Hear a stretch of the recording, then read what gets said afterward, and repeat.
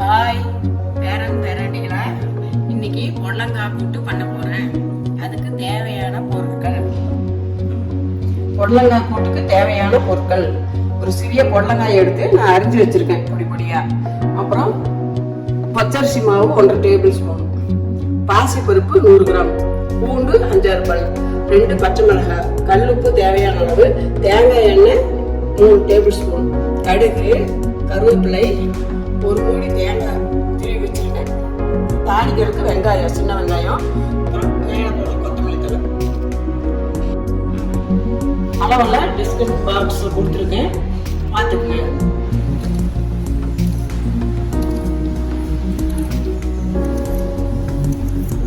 இப்போ stove on பண்ணி பருப்பை கழுவி வச்சிருக்கேன், தண்ணியில போட்டு அலசி போடணும். இப்போ குக்கர்ல பருப்பு மூடி வச்சுட்டேன். 2 விசிலுக்குள்ள நம்ம இதெல்லாம் அரைச்சிடலாம். பூண்டு, பச்சை மிளகாய், அரிசி மாவு, தேங்காய்,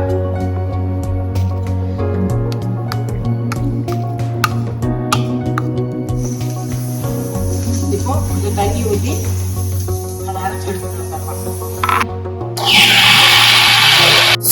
பாசிப்பருப்பு வெந்துருச்சு.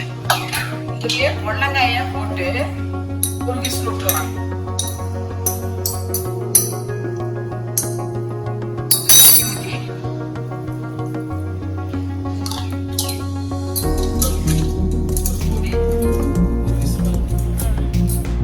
இப்போ பொடலங்காய் வெந்துருச்சு. இதை இறக்கி வச்சுட்டு கடாயை எடுத்து தாளிப்பு தேங்காய் எண்ணெய் ஊத்துறேன். தேங்காய் எண்ணெய் ஊற்றிட்டு இன்னும் காய்ச்சதை கடுகு போடணும். அடுத்தது வெங்காயம்,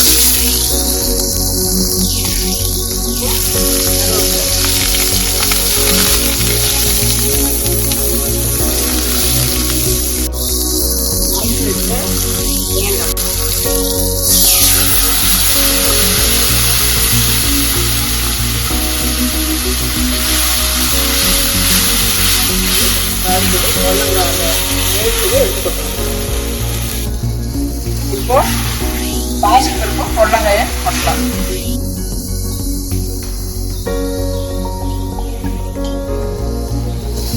உப்பு போட்டலாம்.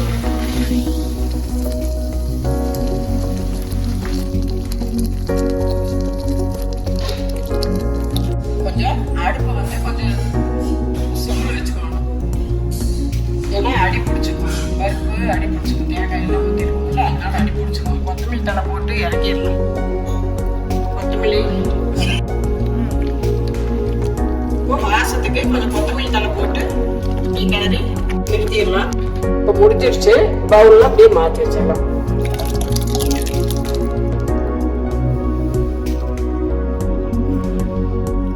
ஆவி பறக்க சூடா பொடலங்காய் கூட்டு ரெடி.